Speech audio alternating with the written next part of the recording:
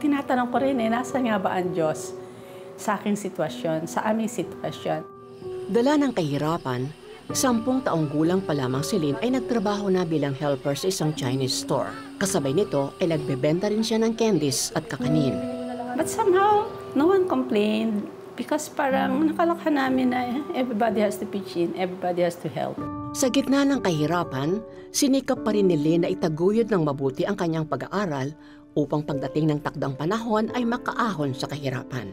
Sa tatay ko, hindi ka makakarinig ng any encouragement. Hindi siya ganun ka openly supportive. But yung nanay ko, niya, basta mag-aral kayo. Basta mag-aral kayo, sisikapin kung makapag-aral kayo, ano man ang mangyari. Pagtulong-tulungan natin. Mahirap ang buhay, pero hindi tayo makaalis ng hirap kung hindi kayo mag-aaral. Nagbunga naman ang kasipagan ni Lynn sa pag-aaral at gumraduate bilang valedictorian noong high school. Subalit, I thought my father would be happy. Sa akin lahat Sabi ko, tay, yung po mga medals ko, eto po. Kinuha niya sa akin. Sabi niya, anahin ko yan. Makakain ba yan? Sabi, itinapon niya sa pusali. Pinakamasakit na sigurong ginawa ng tatay ko yun sa akin. Kasi high school ka. Yung naiintindihan bakit gano'n. Sa kolehiyo, kumuha ng Bachelor of Science in Geology si Lynn. Sa pagkakataong ito, isang kapwa-estudyante ang nagbahagi sa kanya tungkol kay Jesus. Baon ko yung galit ko sa tatay ko. Ang dami kong questions about life. Bakit ang hirap? Nahihirapan ako sa UP. So, sa akin, I need God. I need God. Talagang real yung aking experience na accepting Christ. But I know that John 3:16 spoke to me that God so loved the world. Wala akong love Feeling ko empty yung love tank ko. I needed God's love. Kasabay din nito, upang punan ang kakulangan sa pagmamahal, nakipagrelasyon siya. I was vulnerable. I was gullible, I would say. Fell for it. Oh, I love music and he loves music. Siguro dun din ako nahulog. Dahil sa paglalim ng kanilang relasyon, pinili nilang magpakasal. Sa pagkakataon ding ito, nakapagtapos si Lynn ng kanyang pag-aaral sa kolehiyo. Makalipas ang 5 taon, unti-unting lumamlam ang pagsasama ng mag-asawa nang madiskubre ni Lynn ang sekreto ng kanyang mister dahil sa nakitang liham. May mga babae, again. Puro babae na asikaso habang nag-aaral. So, nakatapos siya 1989. Bagamat maganda ang trabaho ni Lynn bilang training officer sa gobyerno, ay iniwan niya ito upang samahan ang asawa sa Mindanao sa pag-aakalang bubuti ang kanilang samahan at buhay. Subalit, kabaligtaran ang nangyari. Walang magandang trabaho si Lynn kaya't napilitang magbenta na lamang ng lutong ulam para may pangtustos sa 3 anak. Sa awa sa sarili ko, sabi ko, bakit ako napunta dito? Bakit nagkaganito ang buhay ko? And then naisip ko, baka pinaparusahan ako ng Diyos. Kasi nga, nagrebelde ako sa tatay ko, di ba? So baka this is God's way of punishing me. Dahil hindi pa rin nagbabago ang mister sa kanyang pambababae at solong tinustusan ni Lynn ang ikabubuhay ng pamilya, naisipan niyang magpakamatay. Nag-sorry ako, sorry mga anak, pero hindi ko kayang mabuhay. Sabi ganun. So, at nangiimin ko siya. Biglang, sabi ko, hindi ko kayang humarap sa Diyos. Kung magpapakamatay ako, hindi ko kaya. So, tinapon ko yung mga gamot. Hindi ko na lang siya ininom. Bumalik si Lynn sa Maynila at nagkita sila ng kanyang hipag na naging instrumento upang tanggapin niya ang Panginoon bilang Diyos at tagapagligtas ng kanyang buhay. Okay, babalik ako sa'yo. Sinusuko ko ulit yung buhay ko sa'yo kasi hindi ko naman kaya talaga. Hindi ko na kaya. Sabi ko, I thought kaya ko on my own, but hindi ko kaya. Sabi ko, babalik ako sa'yo, pero ayusin mo yung pamilya ko. Ayoko walang tatay yung mga anak ko. Matapos ang 1 taon, buong tapang na hinarap ni Lynn ang pagbabalik sa Mindanao. Sa panahong ito, bagamat nakapag-ipon at nagtrabaho ang kanyang mister, ay bumili naman siya ng bagong motor. Sabi ko kasi, hindi naman magluluko siguro itong asawa ko after what we have gone through. Alam mo yan, yung sabing, yung aso na bumalik pa para kainin ulit yung isinukan niya. Sabi ko, tanga na lang yung aso na yon, di ba? Sabi ko, Lord, hindi yan pwedeng mangyari. You promise, for me and my house, we will serve you. Inimbestigahan ni Lynn ang kanyang suspecha tungkol sa ikinikilos ng asawa at nadiskubre niya na may bagong babae ang mister. 8 taon na silang mag-best friend ng asawa ko. Meron silang business. Meron silang joint bank account. Sabi ko, buti ka pa. May ka-joint account na asawa ko. Buti ka pa, natikman mo yung kanyang retirement money. Kami ni isang kusing wala. Para ibsan ang nararamdamang pigati sa ginawang pagtataksil ng asawa, piniling maghiwalay na lamang silang dalawa at nag-file ng annulment si Lynn. At to me, the annulment was freedom. Freedom. And I sought the Lord about it. I can redeem my name.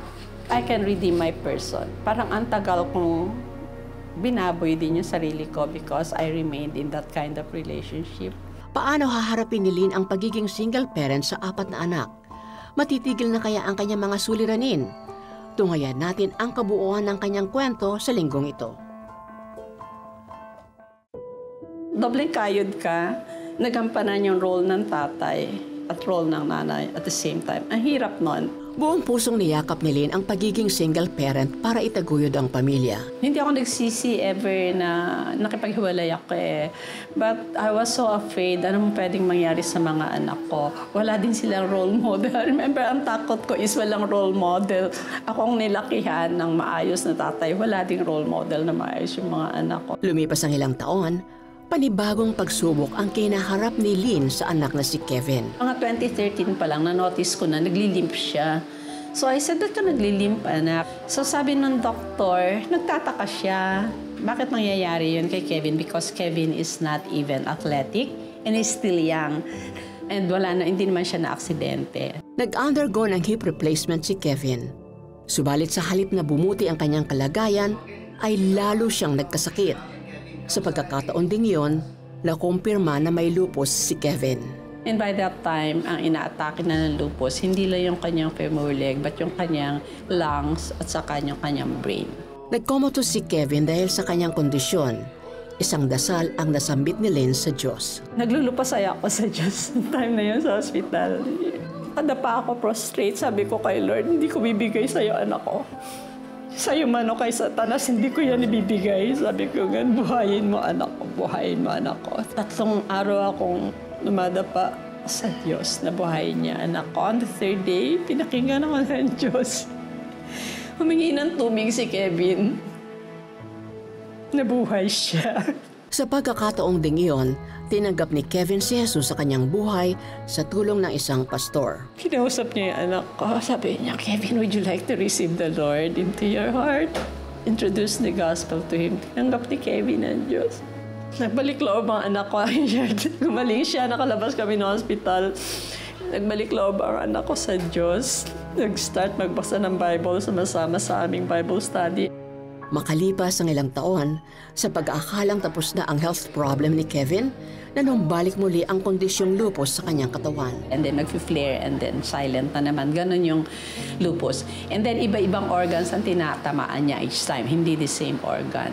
Makalipas ang ilang araw, bagamat sinubukan ang chemotherapy upang gumaling si Kevin, lalo itong naging grabe. Sabi ko, anak, I knew. Wala na siya, gawin na siya. Sabi ko, anak, naririnig mo pa ako, di ba? Naririnig mo pa ako, anak. Let's recite Psalms 23. Tapos, trinay siya i-revive mga 7 times. Mga doctor until yung sabi ng anak ko, Mami, tama na, kawawa naman si Kevin. So, hindi na. We let him go. But hindi ako galit sa Diyos sa pagkawala ni Kevin because somehow God prepared me for it when I was in Haggai training in Maui.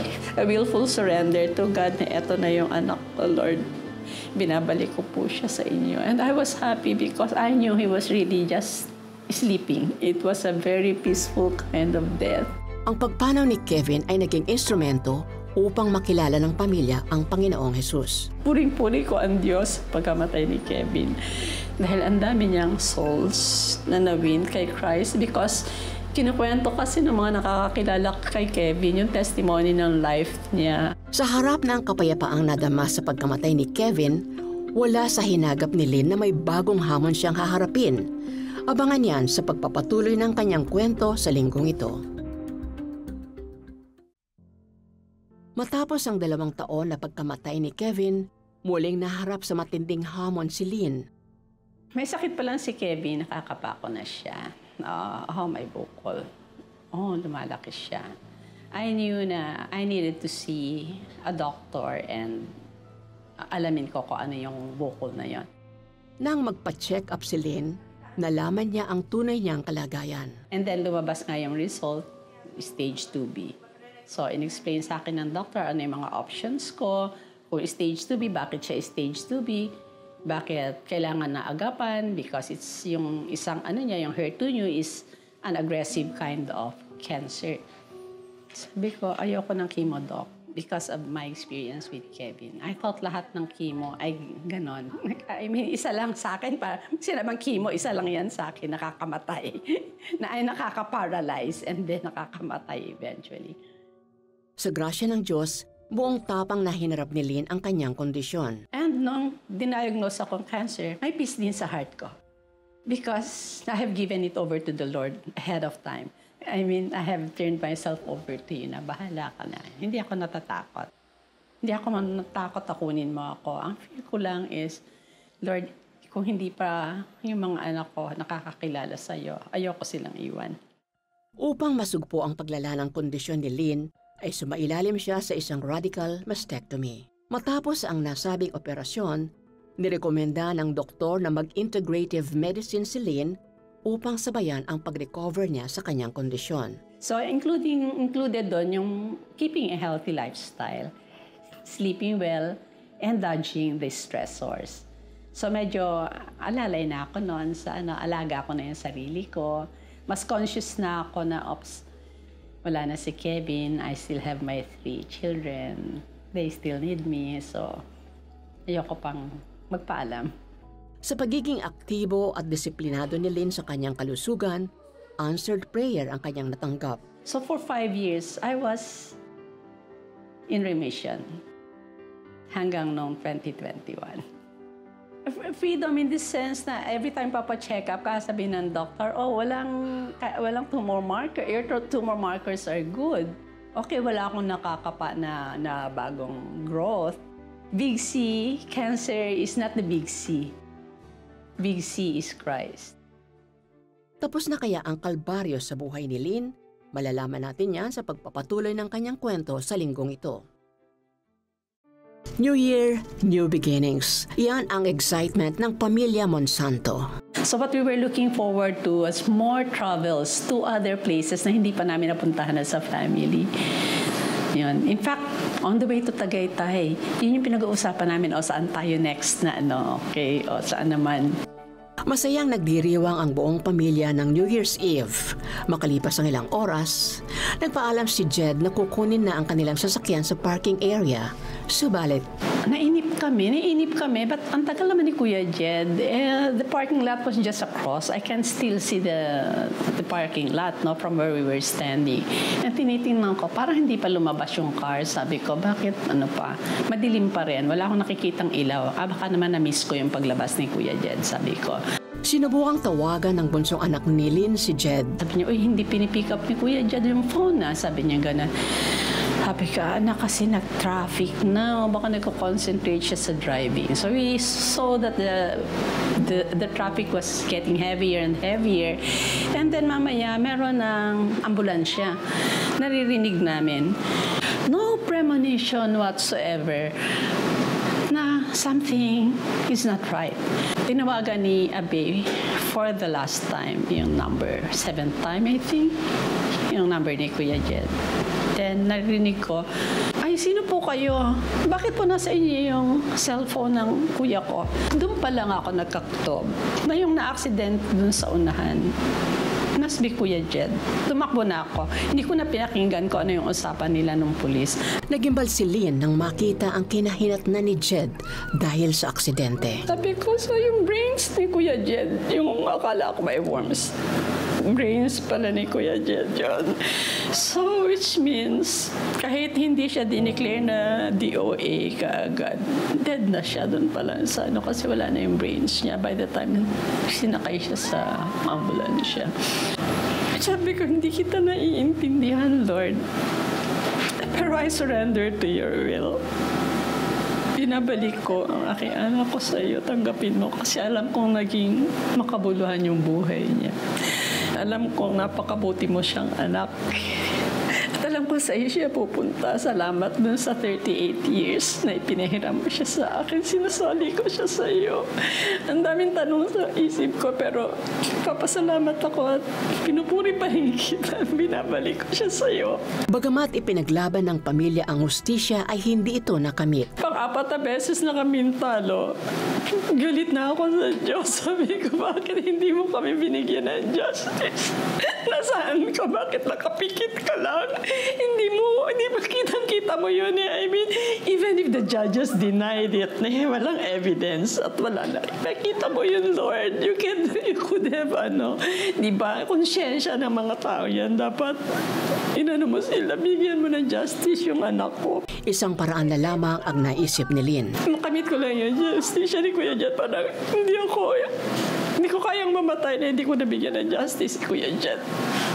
An eye for an eye, a tooth for a tooth na lang. Hindi ko makukuha ang justice dito sa mundong ito. In the legal way. I want justice in whatever way. Matuloy kaya ang kagustuhan na ipaghiganti ni Lynn ang kanyang anak? Malalaman natin ang kasagutan sa pagpapatuloy ng kanyang kwento sa linggong ito.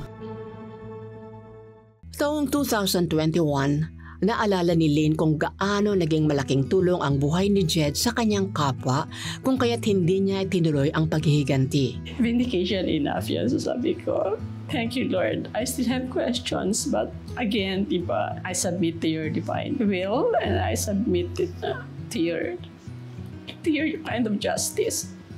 Sa panahong iyon, nag-focus sa pagtatrabaho si Lynn para maibsan ang pighating kanyang pinagdaraanan. Subalit lingid sa kanyang kaalaman ay lubhang naapektuhan ang kanyang kalusugan. Work. Deny. I didn't grieve properly. So it took a heavy toll on my body. Hindi naman ako makaganti, so wala na lang. I'll move on, but I'll work even harder para hindi kasing sakit yung grief. So lahat ng projects na inaalok sa akin, tanggap ako ng tanggap kahit kahit ang stressful ng kind of work. Nagbakasyon si Lynn sa ibang bansa kasama ang pamilya. Nang makabalik ng Pilipinas, nagpa-check up siya dahil sa panibagong sakit na kanyang nararamdaman. Doon nag-intensify yung sakit ng tiyan ko. So, nagpa-check up ako. General check-up, executives check-up. So, lahat chinek ulit ng aking surgeon. Kung may mga bukol, wala naman. Tumor markers, normal lahat. So, walang cancer. Nag-perform ng gastroscopy. Nakita doon na meron 2.5 cm na bukol sa aking stomach. Kasi sinasabi ng isang doctor, it can be a metastasis of the breast cancer kasi hindi ka nagpa-chemo. Yun like sinasabi. Hindi ka kasi nagpa-chemo. So, ayan, it's possible na nag-recur siya this time sa iyong stomach naman. Dahil na rin sa masidhing panghihina ng kanyang katawan, ay kinailangang ma-confine si Lynn. So doon, nag-start mag-drop ang weight ko from 51 kilos to 33 kilos. And naglalagnat ako. So, isinugod na ako sa ospital. So, baka mamatay ka, kung operahan ka namin, mamatay ka sa ICU. We wouldn't want that to happen. So, panggalingin ka muna namin. Lo and behold, pag CT scan ulit, hindi lang pala yung aking stomach ang may bukol. Mas malaking problema yung bukol sa liver because it was 13.5 cm. It occupies 75% of your liver. You cannot operate. Hindi pwedeng operahan ng liver ng ganong kalaki ang bukol. Hindi mo ka magsusurvive. And even doctors, you can see in their faces, wala naman silang mai-promise na anything. Naging solusyon ang oral chemotherapy sa kondisyon ni Lynn para maghilom. Sa kalagitnaan ng sunod-sunod na problema sa kalusugan, kinatagpo siya ng Panginoon. Sinasandig niya yung ulo ko sa dibdib niya. And naririnig ko yung kanyang heartbeat. And ina-assure niya ako, you will not die. You will not die of cancer. You will live. And God led me through those traumas and allowed me to say, okay, Lord, I forgive them. Every single one of them, Lord, I forgive. Even the killer of my son, I forgive, Lord. I gave them over to the Lord. Hindi lang nag-release ako ng forgiveness sa kanila. I prayed na, Lord, okay, I forgive every single one of them and I release blessings upon them. Sa paghilom na natanggap mula sa Diyos noong March 14, 2024, isang answered prayer ang natanggap ni Lynn. So, sabi ng doctor, surprise ako. Sabi niya, pwede ka na umuwi. The chemotherapy worked. So, gumanda ng gumanda. Sa hospital pa lang, nag-improve yung aking situation. Lumiit na yung pamamanas ko. And unti-unti, but very gradually, bumabalik yung aking lakas. At the end of the day, we were able to pay for everything. Hindi nagkulang si Lord ng provision. Sobra-sobra pa. At October 2024, sa huling PET scan ni Lynn ay tuluyan nang nawala ang bukol sa kanyang tiyan at liver. Mas lalo nang bumuti ang kanyang kalagayan. Sa lahat ng kanyang pinagdaanan, ito ang kanyang napatunayan. Psalms 90:12. Teach us to number our days aright, that we may gain a heart of wisdom.